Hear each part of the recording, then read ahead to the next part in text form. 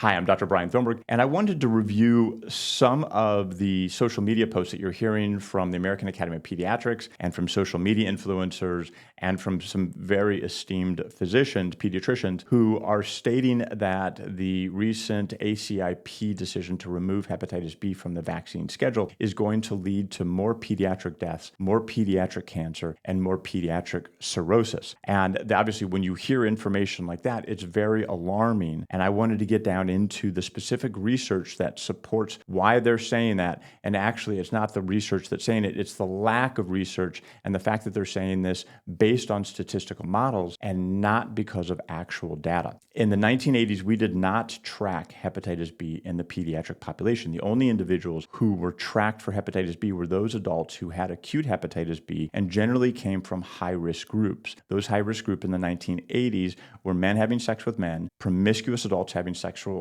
encounters with multiple people, IV drug users sharing needles, healthcare workers, and people who lived in a home with somebody who had hepatitis B. So those were the high-risk groups. And those were really the only people that were being measured in the 1980s. Then in 1990, the CDC stated that they wanted to track universally and mandated that we track hepatitis B incidence across the country. However, since the only populations that we were tracking up to that point were in those high-risk groups, the only hospital, clinics, and doctors' offices that were equipped to immediately start tracking incidence of hepatitis B were in those communities who had high incidence of hepatitis B, and that tended to be in those aforementioned high-risk groups. So when you came from a geographic area or you had a demographic population that differed than those high-risk hepatitis B possible carriers or people with acute disease, then you didn't find it necessary that first year, 1990, when we didn't have computers, to immediately start tracking. As a matter of fact, you didn't have the protocols in place, you didn't have the computer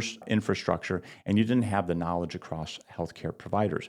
So it wasn't until years later did the rest of the country start to actually track the incidence of hepatitis B across different age groups. So the only data we have from 1990 is in these high-risk populations. Yet that's the data that they use to decide that we should start to use hepatitis B on the childhood immunization schedule. That addition came out in 1991. Any information that you see regarding the decrease in transmissibility since they've introduced the hepatitis B vaccine is being compared to that high-risk adult group from the 1980s and those high-risk populations with the hospitals that started to capture that data right away in 1990 when the CDC mandated that we should report that information. So there's a very skewed database that we are comparing the pre-use of the hepatitis B vaccine to the current use of a hepatitis B vaccine.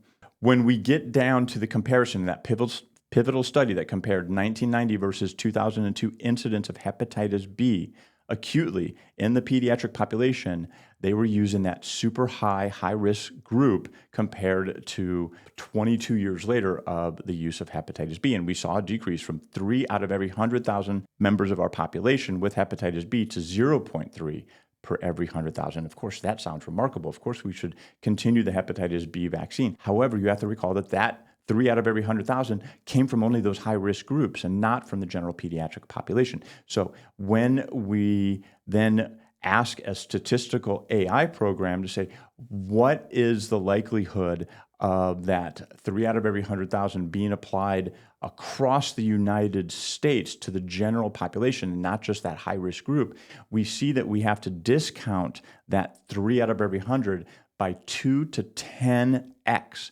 which now brings the number down to 0.3 out of every 100,000, which is the same that it is in 2002 when they're advocating for the positive benefits of the vaccine. So you see, when we do real-world modeling calculations, there really is no difference pre-hepatitis B vaccine administration to post-hepatitis B vaccine administration in non-high-risk groups. So then we have to further look at the research about why we hear that 90% of newborns who have Hep B positive moms will go on to develop chronic hepatitis B, and 25 to 30% of them will go on to develop cirrhosis or hepatocellular carcinoma. That came from 2 studies, one in Taiwan and one with Native Alaskan children or babies.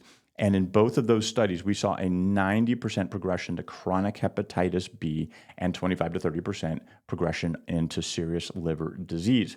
However, we have to look at some additional information because you just can't transfer one demographic, Taiwanese and the native Alaskan people, and apply it to the broader US population.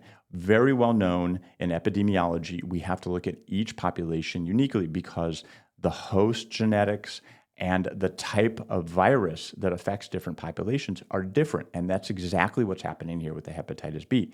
In the Asian population, you predominantly see serotypes B and C of hepatitis B. In the native Alaskan population, you see serotype D.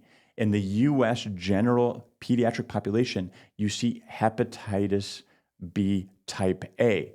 And the type that affects the Taiwanese and the type that affects the Alaskan native children is known to be much more virulent, much more prone to causing these more serious problems. So you can see that when we start to consider the fact that the original data is overstated because it came from high-risk individuals, and then we see that the applicability of the Taiwanese study and the Alaskan native population studies on the US population is inappropriate because the serotype's different, then we can see that we need to go back and start questioning why, when we do a statistical AI model and redistribute the possibility of hepatitis B across a general population and not just the high-risk individuals, and also take into account the serotype of hepatitis B, we get the same number of hepatitis B cases per 100,000 pre and post-vaccine.